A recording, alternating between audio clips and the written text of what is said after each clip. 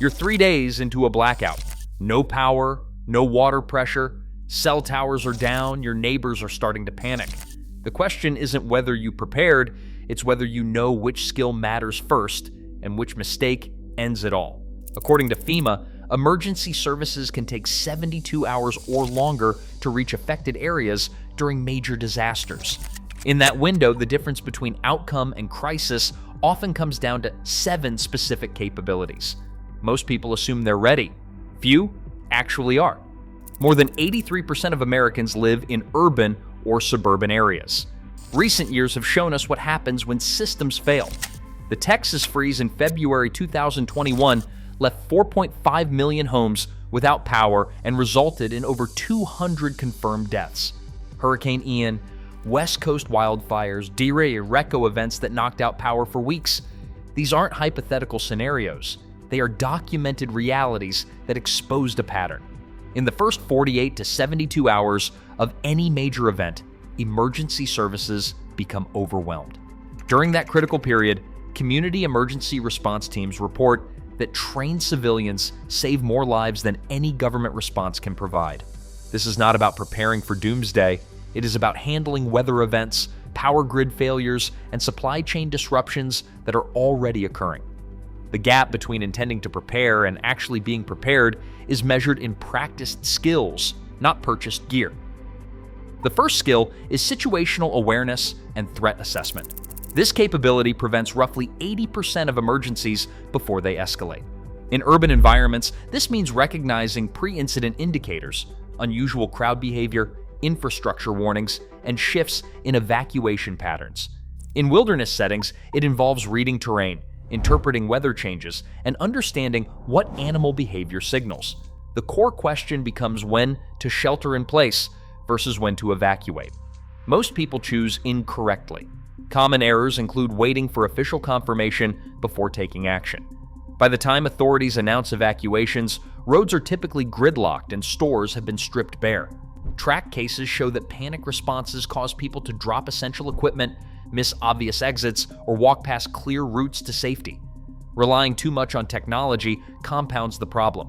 When GPS fails and cell towers overload, those without backup skills face serious difficulty. The operational framework used by military decision makers is called the OODA loop, which stands for Observe, Orient, Decide, Act. Applying this requires creating a personal threat assessment specific to your location. Coastal cities face hurricanes and flooding. Areas near fault lines prepare for earthquakes. Wildfire-prone regions and locations with civil unrest probability each demand tailored responses. Establishing multiple evacuation routes with pre-selected rally points becomes necessary. Understanding gray man principles, how to blend in without advertising preparedness, can prevent you from becoming a target during crisis scenarios. Real-world experience shows the timing. During the Texas freeze, those who acted within the first 12 hours secured water and heat sources. Those who waited 24 hours or more faced empty stores and no available fuel.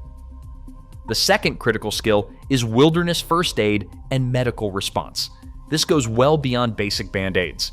American Red Cross certified training in first aid, CPR, and AED use remains valid for 2 years. Wilderness first aid extends those skills to managing injuries when professional help is hours or days away. The initial assessment framework is known as ABC, airway, breathing, circulation, and it provides the foundation. Essential treatments include severe bleeding control using tourniquets, proper wound cleaning, fracture stabilization, and care for burns, hypothermia, and heat-related illness. Many people rely on outdated techniques. Old guidance on snakebite treatment or frostbite care can cause more harm than good. Reading about procedures is not the same as practicing them. Hands-on training is required.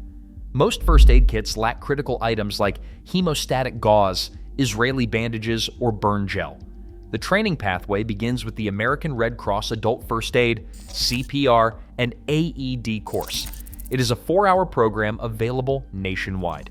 Advanced training through Wilderness First Responder certification involves 80 hours of instruction for remote scenario management.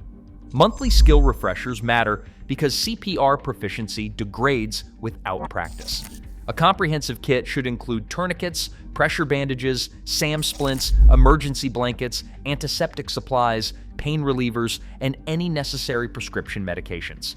Legal considerations vary.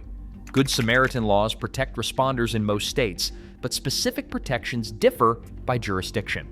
Understand the difference in scope of practice between wilderness and urban settings. In wilderness environments, you become the ambulance for extended periods. In urban crisis situations, ambulance services can become overwhelmed, requiring individuals to perform initial triage themselves. Fire starting and thermal regulation rank as the third essential skill. Fire provides warmth, water purification, morale support, and signaling capability. Hypothermia can begin in conditions as mild as 50 degrees Fahrenheit when clothing becomes wet. Multiple fire starting methods provide necessary redundancy. Modern approaches include waterproof matches, Bic lighters, at least 2 of them, and ferrocerium rods, which function when wet. Primitive techniques like bow drill, hand drill, and fire plow require intensive skill development and advanced practice. In urban scenarios, chemical heat packs, candles, sternofuel, and rocket stoves offer alternatives, but proper ventilation is essential to prevent carbon monoxide poisoning. Common failures include knowing only one method or carrying just one fire-starting tool. Lack of prepared tinder and kindling becomes especially problematic in wet conditions. Starting fires indoors without adequate ventilation has resulted in fatal carbon monoxide exposure. Gathering wood incorrectly, selecting wet materials, choosing the wrong species, or violating legal restrictions creates additional problems. Proper preparation involves creating tinder bundles from dryer lint, cotton balls soaked in petroleum jelly, fat wood, or birch bark. Understanding fire-lay structures matters. The teepee configuration provides quick heat. Log cabin arrangements create sustained burns. Dakota fire holes offer concealment and efficiency. Thermal regulation without fire relies on layers principles, wicking base layers, insulating mid layers, and windproof outer shells. Emergency bivvies and techniques for conserving body heat become critical knowledge. Legal and safety requirements are serious. The U.S. Forest Service and Bureau of Land Management enforce fire bans with fines exceeding $5,000 and potential imprisonment. Required clearances range from 10 to 15 feet from combustible materials, varying by location. Leave no trace principles require using existing fire rings, completely extinguishing fires, and scattering remains. In urban settings, understanding fire extinguisher ratings, ABC ratings for general use, is necessary. The 2024 Colorado wildfires, partially caused by illegal campfires, resulted in evacuations and property destruction. Checking local restrictions before any outdoor activity is not optional. Water sourcing and purification form the fourth skill. The human body is about 60% water, and under normal conditions, it loses 2 to 4 liters daily. Heat and physical activity increase those losses. Dehydration symptoms, lethargy, confusion, and organ failure can begin within 24 hours. Dark-colored urine is a clear indicator. In urban environments, water heaters typically contain 40 or more gallons of usable water. Toilet tanks, not bowls, hold potable water. Ice cube trays and canned goods provide additional sources. Think of these as emergency reservoirs. In the wilderness, prioritize flowing streams over stagnant water. Also look for springs, rainwater collection, and dew harvesting. Avoid water near mining or industrial areas because of contamination risk. Multiple purification methods are necessary. Boiling requires 1 minute at sea level and 3 minutes above 6,500 feet elevation. Boiling kills bacteria, viruses, and parasites. Filtration systems like Sawyer Mini, Grayel, and Life Straw remove bacteria and protozoa. Most filters do not remove viruses unless they are specifically designed to do so. Chemical treatments using iodine tablets or chlorine dioxide require appropriate wait times, typically 30 minutes or more. Ultraviolet light devices like SteriPen need batteries and work only in clear water. There is confusion about whether to filter before boiling or boil before filtering. The correct sequence is to filter sediment first, then purify. Many people confuse filtered water with purified water. Filters can miss viruses. Relying on a single purification method creates vulnerability. Drinking untreated water in desperation can cause giardia, cryptosporidium, and severe gastrointestinal illness. Practical application means carrying at least 2 purification methods. A Sawyer filter combined with purification tablets provides solid redundancy. Collapsible water containers like platypus or MSR dromedary bags enable storage. The standard calculation is 1 gallon per person per day for drinking alone. Adding hygiene and cooking increases the need to 2 or 3 gallons daily. Budget options range from basic to premium. A Life Straw at $20 and Aqua Tabs at $15 for 50 tablets provide basic coverage. A Sawyer Mini at $25 with backup tablets offers better redundancy. The Gralio GeoPress at $90 removes viruses, making it suitable for international travel conditions. Practice these techniques, build redundancy, and pick one skill to train today so you are ready when systems fail. Shelter building and improvisation represent the 5th skill. In harsh conditions, exposure can become fatal within 3 hours. Wind combined with wet clothing produces hypothermia even at 50 degrees. Heat exhaustion and heat stroke occur in hot climates without adequate shade. Wilderness shelter types vary by environment. A debris hut uses leaves and branches with heavy insulation. Lean-to structures provide quick setup and wind protection. Snow caves work in sub-zero temperatures but require proper ventilation. Urban improvised shelters include room sealing with plastic sheeting and duct tape for hazardous material situations or extreme cold. Vertical evacuation applies in high-rise scenarios during flooding. Vehicles can serve as emergency shelters with attention to insulation and carbon monoxide awareness. Building in low-lying areas creates flood risk. Inadequate insulation from the ground results in heat loss through conduction, accounting for roughly 60% of total heat loss. Lack of waterproofing accelerates hypothermia onset when materials become wet. In urban settings, sheltering in place without adequate supplies can trap occupants. The decision process involves assessing temperature, precipitation, wind, and expected duration. Location selection requires elevated dry ground near resources like water, away from hazards including dead trees and avalanche zones. Proper insulation uses natural materials layered 12 inches thick or more. Emergency options include mylar blankets, which reflect 90% of body heat, along with bivy sacks and tarps with cordage.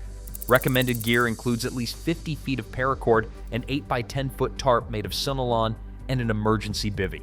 Essential knots, bowline, taut line hitch, and clove hitch require practice before they are needed. Legal considerations differ by setting. Wilderness areas follow leave no trace ethics, requiring shelter dismantling and minimal impact. Urban squatting laws vary by state. Emergency necessity defense exists, but local regulations should be understood beforehand. National forests typically allow dispersed camping with 14-day limits. Food procurement and foraging basics form the 6th skill. Humans can survive roughly 3 weeks without food, depending on body fat reserves and activity levels. The psychological impact of hunger affects decision-making and group morale by day 3 to day 5. The simplest procurement method involves storage. A 30 to 90-day supply of non-perishable food with a rotation system provides baseline security. Foraging for wild edibles like dandelion, cattail, and acorns is possible, but the critical rule is absolute certainty in plant identification. Eating anything less than 100% positively identified can be fatal. Poisonous lookalikes, such as water hemlock versus wild carrot, do kill people. The Boy Scouts of America advises against foraging unless properly trained, noting that risk exceeds reward for beginners. Trapping and fishing are legal in most survival scenarios, though state regulations should be checked. These skills require advanced practice. Hunting demands licensing even during emergencies in most jurisdictions. Firearms and archery training are prerequisites. Common errors include having no stored food and depending entirely on foraging, which leads to desperation. Eating unknown plants results in poisoning or allergic reactions. Expending high energy for low-calorie returns, burning more calories than gained, defeats the purpose. Overlooking calorie-dense options like nuts, seeds, fish, and rodents wastes available resources. Rodents, when properly cleaned and cooked, are safe to eat. For bug-out bags, Mountain House freeze-dried meals offer a 25-year shelf life. Energy bars and peanut butter packets provide portable calories. Home storage should include rice, beans, canned goods, honey, which never expires, and salt for preservation. A rotation system using first in, first out methodology ensures food gets consumed before expiration. The calorie requirement for active adults ranges from 2,000 to 3,000 calories daily. Stress increases those needs. Skills worth learning before emergencies include edible plant identification courses offered through local Audubon Society chapters and extension offices. Basic fishing with hand lines, improvised hooks, and nets requires practice. Trapping fundamentals must be both humane and legal, with local laws verified in advance. Ethical and legal notes are important. Hunting and trapping regulations continue to apply during many emergency situations. Poaching carries penalties including fines, jail time, and loss of hunting rights. Leave no trace principles prohibit over-harvesting wild edibles. Navigation and communication form the seventh essential skill. When technology fails, the ability to find your way becomes critical. GPS reliance creates a vulnerability. Electromagnetic pulses, dead batteries, and loss of signal can all disable GPS. Getting lost in the wilderness remains the #1 preventable cause of death in outdoor scenarios. Foundational navigation requires map and compass skills. Reading topographic maps means understanding contour lines that represent elevation. Compass bearings require magnetic declination adjustments. Triangulation allows you to pinpoint your location using identifiable landmarks. Celestial navigation uses the North Star, Polaris, in the Northern Hemisphere. The Southern Cross serves that function in the Southern Hemisphere. The sun rises in the east and sets in the west. An analog watch can determine direction using the sun's position. Natural indicators exist but are unreliable. Moss growth is commonly believed to favor north-facing surfaces, but that does not hold true consistently. Tree growth patterns are sometimes more reliable, but they remain region-specific. Water flows downhill and can lead toward civilization. The immediate response to being lost follows the STOP protocol. Stay where you are. Think about your situation. Observe your surroundings. Plan your next action. Wandering while disoriented compounds the problem. Without backup navigation tools, a single GPS device is a single point of failure. Failing to inform anyone of your plans gives search and rescue teams no starting point. In urban contexts, unfamiliarity with alternate routes leaves people trapped when main roads become gridlocked. Pre-trip protocol includes leaving a detailed itinerary with a trusted contact, specifying your route and expected return time. Carry physical maps that are waterproof and specific to the area. Mark waypoints for trailheads, water sources, and camp locations to enable better tracking. If you become lost, stop immediately rather than making the situation worse. If night is approaching, shelter in place. Use a whistle. 3 blasts signal distress. Signal mirrors and bright clothing make you visible. Rescuers typically search from the air and along trails. Communication during crisis faces real limitations. Cell phones often become overloaded or non-functional during mass emergencies. Two-way radios using FRS or GMRS bands offer 2 to 5 mile range. Ham radio requires a license but can provide more than 100-mile range. Emergency hand crank NOAA weather radios, such as those made by Eaton, keep users informed of developing situations. Signal devices include whistles like the Fox 40, signal mirrors, flare guns, and personal locator beacons. Legal notes matter. Ham radio operation requires an FCC license.